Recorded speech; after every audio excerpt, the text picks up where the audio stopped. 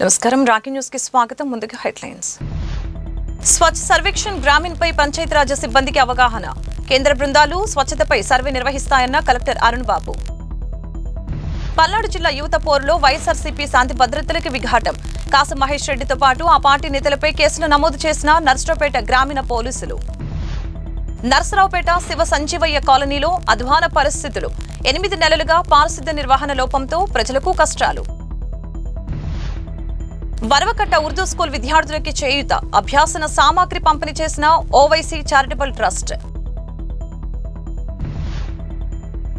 రసాయనిక ఎరువుల వినియోగాన్ని తగ్గించండి సేంద్రియ సాగును ఎంచుకోవాలని రైతులకి వ్యవసాయాధికారుల సూచన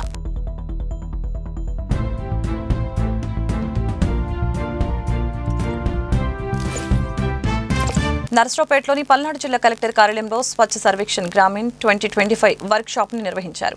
స్వచ్ఛ సర్వేక్షణ్ గ్రామీణ 2025 పై పంచాయతీరాజ్ సిబ్బందికి అవగాహన కల్పించారు. గురువారం నుంచి ఏఎంఎస్ కేంద్రం బృందాలు గ్రామాల సందర్శన చేసి స్వచ్ఛతపై సర్వే నిర్వహిస్తాయని కలెక్టర్ అరుణ్ బాబు తెలిపారు. Service level progress, house hold assessment, public places, plastic waste management units, చెత్త నుంచి సంపద సృష్టి కేంద్రాల నిర్వహణ, సిటిజన్ ఫీడ్బ్యాక్లపై సర్వే నిర్వహించి గ్రామాలకు ర్యాంకింగ్స్ కేటాయిస్తామని తెలిపారు.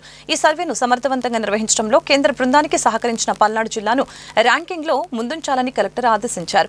సమావేశంలో Narasaraopet DLDO Venkatareddy, Sattenapalli DLDO Rajagopal, Gurazala DLDO Gabru Naik, Narasaraopet DLPO Lakshmanarao, RW USDE Edukondalu పాల్గొన్నారు. అయితే కంపేర్ టు లాస్ట్ ఇయర్ కి ఇప్పటికి కొన్ని కాంపోనెంట్స్ అడిషనల్ గా యాడ్ చేశారు. అవేంటో ఇక్కడ చెప్తున్నారు. Desktop verification of ODF plus verified villages. ఇప్పుడు మనకి ఓడిఎఫ్ స్టేటస్ తీసుకుంటే మనకి ఓడిఎఫ్లో మనకి 3 టైప్స్ ఉంటాయి. ఏంటి ఆస్పైరింగ్, రైసింగ్ అండ్ మోడల్ అని. మోడల్ విలేజ్ అన్నది అన్నిటికన్నా మీకు హైయెస్ట్ స్టేజ్ అనమాట. అంటే అంత లిక్విడ్ వేస్ట్, సాలిడ్ వేస్ట్ రెండు మనం చేయడము, as well as IEC activities everything మనం కవర్ చేస్తే మనము ఓడిఎఫ్ మోడల్ స్టేజ్ అంటాం. ఈ ఓడిఎఫ్ మోడల్ విలేజెస్ ఏవైతే ఉన్నాయో మన జిల్లాలో 119 ఉన్నాయి.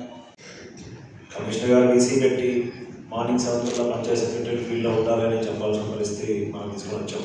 అంటే రాష్ట్రం అంతా కూడా పంచాయత్ సెక్రటరీ ఉద్యోగం ఏంటి, లేదా మున్సిపల్ కమిషనర్ ఉద్యోగం ఏంటి, శానిటరీ ఇన్స్పెక్టర్ ఉద్యోగం ఏంటి, మార్నింగ్ 5 నుంచి 7, 8 వరకు ఫీల్డ్లో ఉండి రోడ్లు డ్రైనేజ్ శుభ్రం ఉన్నాయో చూసుకోవడం, ఇంకేదైనా ఇష్యూస్ ఉన్నాయా చెక్ చేసుకోవడం, శానిటేషన్కి పబ్లిక్ హెల్త్కి సంబంధించి చూసుకోవడం. ఈ మున్సిపాలిటీస్లో ఒక సిస్టమేటిక్గా జరుగుతుంది, కానీ పంచాయతీల్లో, విలేజ్లో, రూరల్ ప్రాంతాల్లో అంత సిస్టమేటిక్గా జరగడం లేదు. ఎక్కడైనా పంచాయత్ సెక్రటరీ ఇంట్రెస్ట్గా ఉన్న దగ్గర మార్నింగ్ 7 తర్వాత సచివాలయంలో అటెండెన్స్ వేసుకోవడం, ఏదో 7కి అట్లా వెళ్తున్నారు, 7, 8 మధ్యలో.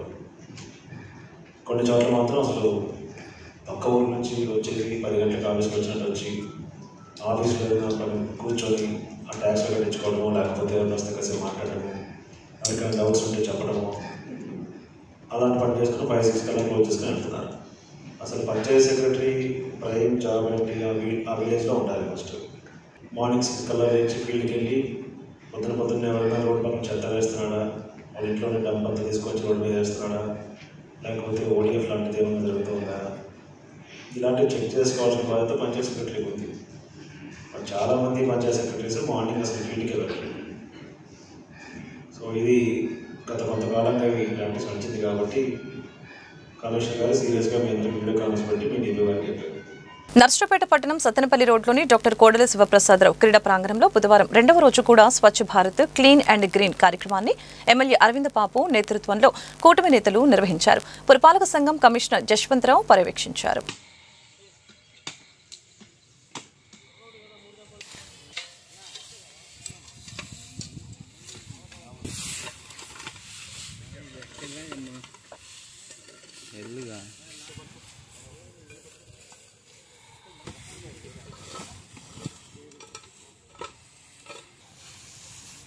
దాని కాదన్న ఆ సీపుల్లోకి అయితే వస్తుంది శవ పట్టుకోవాలా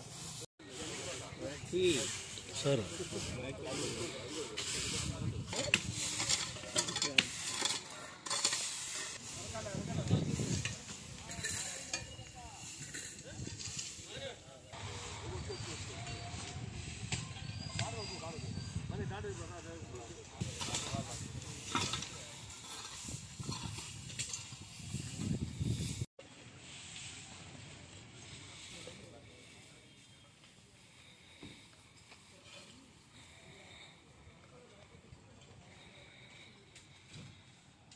నరసరావుపేట శాసనసభ్యులు అరవింద్ బాబు గారు గెలిచిన మొదటి రోజు కాడి నుంచి కూడా శానిటేషన్ మీదనే ప్రత్యేక శ్రద్ధ చూపించాడు.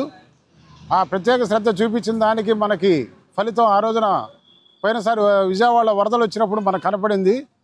మన ఊళ్ళో ఎక్కడా కూడా నీళ్లు రోడ్డు మీద రావటం కానీ, ఆ వరదలాగా రావటం కానీ, ఇళ్లలో రావటం కానీ ఏమి లేకుండా చేశారు. అది చాలా ముందు చూపుతో చేశారు ఆయన దృష్టి ఏంటంటే ఎంతప్పటికీ శుభ్రంగా ఉంటే ఆరోగ్యంగా ఉంటారు. ఆరోగ్యంగా ఉంటే ఎవరైనా ఎంతైనా పని చేయగలం. మనుషులు ఆరోగ్యం మహాభాగ్యం అనేది పాటిస్తూ చేసుకుంటూ వచ్చారు.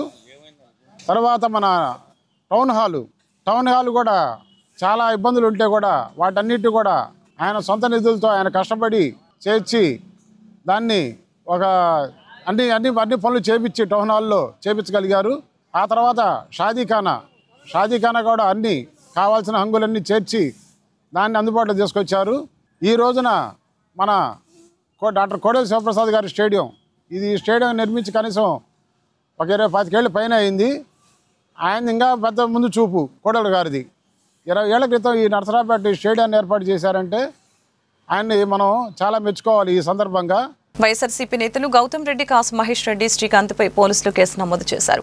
ఈ నెల 23న నర్సరావుపేట కలెక్టరేట్ వద్ద వైఎస్ఆర్సీపీ యువత పోరు కార్యక్రమాన్ని నిర్వహించింది. ఆ సందర్భంగా శాంతి భద్రతలకి విఘాటం కల్పించారని నర్సరావుపేట గ్రామీణ సీఏ రామకృష్ణ ఫిర్యాదు చేశారు. నర్సరావుపేట గ్రామీణ పోలీస్ స్టేషన్లో పూనూరు గౌతమ్ రెడ్డి, మాజీ ఎమ్మెల్యే కాసు మహేష్ రెడ్డి, శ్రీకాంత్లపై కేసు నమోదు చేశామని పోలీసులు తెలిపారు.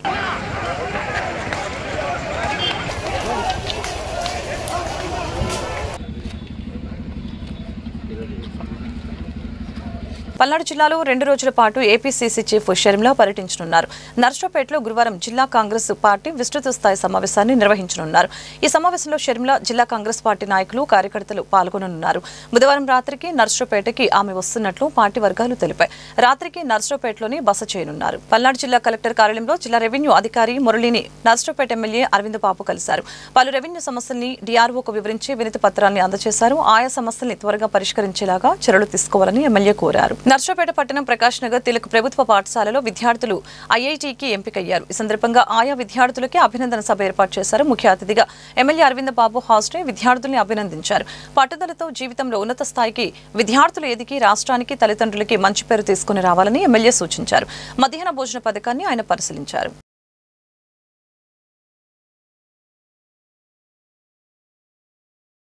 ఆంధ్రప్రదేశ్లోని మినీ అంగన్వాడీలకు ప్రభుత్వం శుభవార్త చెప్పింది. వారిని ప్రధాన అంగన్వాడీలుగా అప్గ్రేడ్ చేయాలని రాష్ట్ర ప్రభుత్వం నిర్ణయం తీసుకుంది. ప్రధాన అంగన్వాడీలకు 11,500 రూపాయల గౌరవ వేతనం అందించనుంది. ప్రస్తుతం మినీ అంగన్వాడీలకు 7,000 రూపాయలు మాత్రమే వేతనం అందిస్తోంది. కాగా కొత్తగా 4,687 మంది సహాయకులను నెలకు 7,000 వంతున జీతం చెల్లించి నియమించనున్నారు. ఇందుకోసం ప్రభుత్వంపై 64.67 కోట్ల రూపాయల భారం పడనుంది. నర్సరావుపేట వరవకట్టలోని ఆజాద్ ఉర్దూ పాఠశాలలో ఓవైసీ చారిటబుల్ ట్రస్ట్ విద్యార్థులకి పలకలు, బ్యాగులు, పుస్తకాలను పంపిణీ చేసింది. నర్సరావుపేట 1వ పట్టణ సీఏ విజయ చరణ్, ఎస్ఐ వంశీకృష్ణలు హాజరీ విద్యార్థులకి అభ్యాసన సామగ్రి అందజేశారు.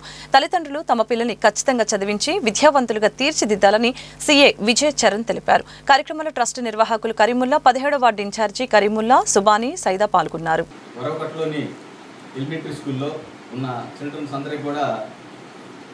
మన కర్ములా గారు అయినటువంటి ఎంఐఎం కర్ములా అని సుప్రసిద్ధులు మనకి అందరికీ తెలుసు. వీళ్ళ చారిటబుల్ ట్రస్ట్ తరఫున ఈరోజు పిల్లలందరికీ కూడా స్లేటు, బుక్స్ కూడా ఏర్పాటు చేయడం జరిగింది. దానిలో భాగంగానే ఈరోజు ఇక్కడికి రావడం జరిగింది. అందరికి కూడా పిల్లలందరికీ చాలా బాగా చదువుతున్నారు. వాళ్ళందరూ కూడా వీళ్ళు ఎంకరేజ్, అదేవిధంగా కొంచెం పూర్ పీపుల్ కాబట్టి వీళ్ళందరూ కూడా మోటివేషన్గా ఉండాలని చెప్పేసి, తల్లిదండ్రులకు కూడా ఆసరాగా ఉండాలని చెప్పేసి 2 బుక్స్, స్లేట్ ఇవ్వడం జరిగింది. ఈ సందర్భంగా వీళ్ళందరినీ కూడా అభినందించడం జరుగుతుంది. ఇట్లాంటి కార్యక్రమాలు మున్ముందు ఈ వరవకట్టక అనేది చాలా అవసరం. చాలామంది ఎవరైనా చదువుకోలేని వాళ్ళు లేదంటే పేద ప్రజలు ఉంటారు కాబట్టి స్కూల్కి పంపించే ఇబ్బందులు జరుగుతుంటాయి. కాబట్టి వాళ్ళందరూ కూడా ఇలా బుక్స్, స్లేట్స్, అదేవిధంగా యూనిఫామ్స్ డొనేట్ చేస్తున్నట్లయితే వాళ్ళు మరింత మెరుగ్గా చదువుకోవడానికి అవకాశం కల్పించిన వాళ్ళు అవుతారు. ఇదేవిధంగా ఎవరైనా తల్లిదండ్రులు కనుక్కున్నట్లయితే ముఖ్యంగా మీరు మీ పిల్లల్ని చదివే వయసులో చదివించండి. మీ భవిష్యత్తు మారాలి అంటే, లేదంటే మీకు వాళ్ళు మంచిగా భవిష్యత్తులో రాణించాలంటే, మంచి తెలివితేటలు ఉండాలంటే ప్రతిదానికి చదివే మూలం. చదువుకుంటే వాళ్ళు కాళ్ళ మీద వాళ్ళు నిలబడతారు, అదేవిధంగా మిమ్మల్ని కూడా నిలబెడతారు.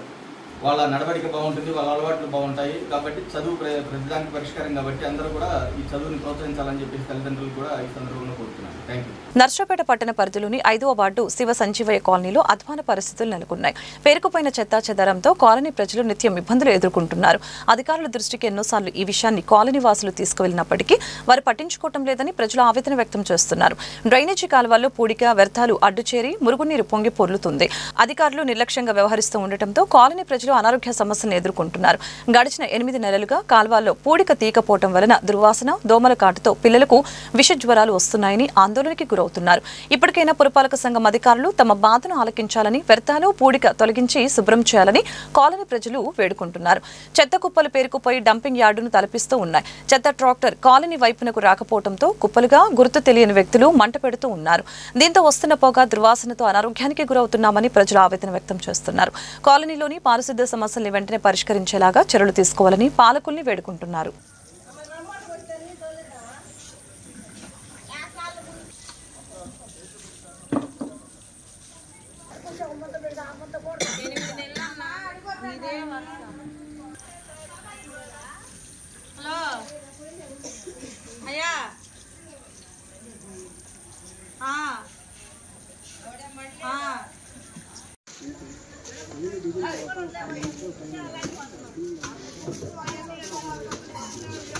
నర్సరావుపేట పట్టణ 31వ వార్డులో ఎమ్మెల్యే అరవింద్ బాబు ఆదేశాల మేరకు పురపాలక సిబ్బంది మురుగు కాల్వల పూడిక వ్యర్థాలను తొలగించి శుభ్రం చేశారు.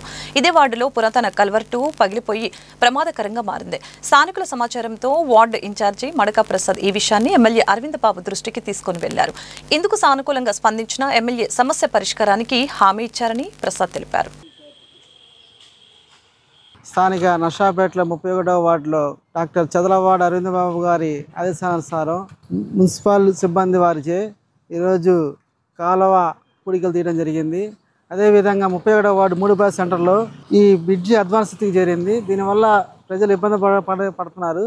దీన్ని ఎమ్మెల్యే గారి దృష్టికి తీసుకెళ్ళి దీన్ని త్వరితగతిన పూర్తి చేస్తామని ఈ సందర్భంగా ఈ వార్డు ప్రజలకి హామీ ఇస్తున్నాము.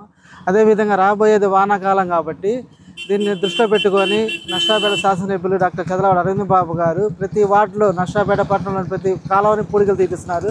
వాళ్ళ పడ్డ కాలువలు పొంగి పొరలకుండా ప్రజలు ఇబ్బంది పడకుండా ఎటువంటి ఆరోగ్య సమస్యలు తలెత్తకుండా డాక్టర్ గారు ముందు చర్యలుగా ఈ కార్యక్రమం చేపట్టారు. దీంతోపాటు ప్రజల ఆరోగ్యాన్ని కాపాడుకునే ఉద్దేశంతో శానిటేషన్ కార్యక్రమాన్ని దిగ్విజయంగా పూర్తి చేస్తున్నారు. గతంలో ఎన్నడూ లేని విధంగా ఈరోజు డాక్టర్ చదలవాడ అరవింద్ బాబు గారు శానిటేషన్ కార్యక్రమాన్ని ముందుకు తీసుకెళ్తున్నారు.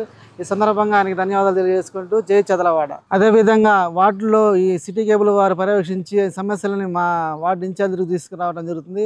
మేమందరం కలిసి డాక్టర్ ఎమ్మెల్యే గారు డాక్టర్ చదలవాడ అరవింద్ బాబు దృష్టికి తీసుకెళ్లి ఈ సమస్యలను పూర్తి చేస్తున్నందుకు ఈ సందర్భంగా రాఖీ మీడియా వారికి కూడా ధన్యవాదాలు తెలియజేస్తున్నాం. చిలుకలూరుపేట నియోజకవర్గం ఎడ్లపాడులోని చెన్నై కోల్కతా 16వ నెంబర్ జాతీయ రహదారి పక్కన సర్వీస్ రోడ్డు సైడ్ కాలువలో బుధవారం గుర్తు తెలియని మృతదేహం లభ్యమైంది. పూర్తిగా కాలిపోయిన ఈ మృతదేహాన్ని జాతీయ రహదారి పెట్రోలింగ్ పోలీసు వాహన సిబ్బంది గమనించారు.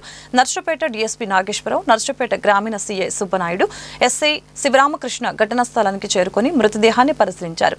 ఎక్కడో చంపి ఇక్కడ వేసి కాల్చి ఉంటారని పోలీసులు అనుమానిస్తున్నారు. మృతదేహాన్ని వైద్య పరీక్షల కోసం చిలుకలూరుపేట ప్రభుత్వ ఆసుపత్రికి తరలించారు. ఎడ్లపాడు పోలీసులు ఈ ఘటనపై కేసు నమోదు చేసుకుని దర్యాప్తు చేస్తున్నారు. నర్సరావుపేట మండలం కేసానుపల్లి కొత్తపాలెం గ్రామంలో పొలం పిలుస్తోంది కార్యక్రమాన్ని నిర్వహించారు.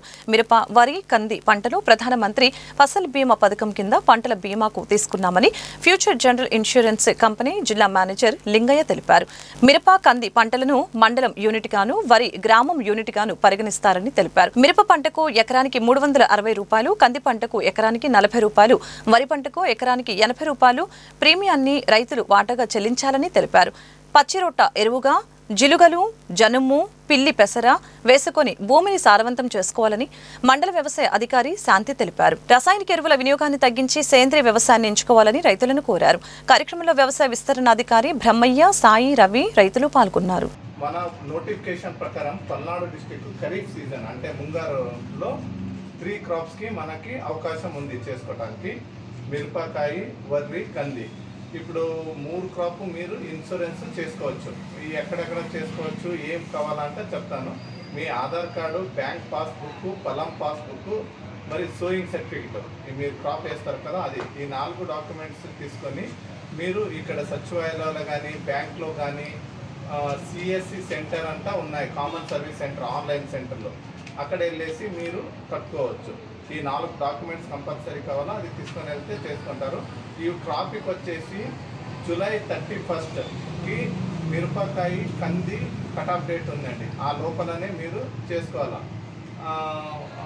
వర్రీకి వచ్చేసి 15 ఆగస్టు, ఇంకా అంటే 1.5 మంత్ ఉంది అవకాశం, అది చేసుకోవచ్చు. ఇప్పుడు మిరపకాయకి వచ్చి 1 ఎకరానికి 360 రూపాయలు, 360, అర్థమైంది కదా, 360 రూపీస్ మీరు పర్ ఎకరానికి పే చేయాలా, ఓన్లీ ఫార్మర్ షేరు. దానికి స్టేట్ సెంట్రల్ కూడా పే చేస్తుంది. మొత్తం కలిపి మీకు సమ్ ఇన్సూర్డ్ వచ్చేసి పర్ ఎకరానికి 90,000 రూపీస్ కవరేజ్ ఉంది. వార్తలు ముగించే ముందు హెడ్లైన్స్ మరొకసారి. స్వచ్ఛ సర్వేక్షణ్ గ్రామీణ్ పై పంచాయతీరాజ్ సిబ్బందికి అవగాహన. కేంద్ర బృందాలు స్వచ్ఛతపై సర్వే నిర్వహిస్తాయన్న కలెక్టర్ అరుణ్ బాబు. పల్నాడు జిల్లా యువత పోరులో వైఎస్ఆర్సీపీ శాంతి భద్రతలకు విఘాటం. కాసు మహేష్ రెడ్డితో పాటు ఆ పార్టీ నేతలపై కేసులు నమోదు చేసిన నర్సరావుపేట గ్రామీణ పోలీసులు. నర్సరావుపేట శివ సంజీవయ్య కాలనీలో అధ్వాన పరిస్థితులు. 8 నెలలుగా పారిశుద్ధ్య నిర్వహణ లోపంతో ప్రజలకు కష్టాలు. వరవకట్ట ఉర్దూ స్కూల్ విద్యార్థులకి చేయూత. అభ్యాసన సామాగ్రి పంపిణీ చేసిన ఓవైసీ చారిటబుల్ ట్రస్ట్. రసాయనిక ఎరువుల వినియోగాన్ని తగ్గించండి, సేంద్రియ సాగును ఎంచుకోవాలని రైతులకి వ్యవసాయాధికారుల సూచన. వార్తలు ఇంతటితో సమాప్తం. మరొక బులెటిన్లో మళ్ళీ కలుద్దాం. నమస్కారం.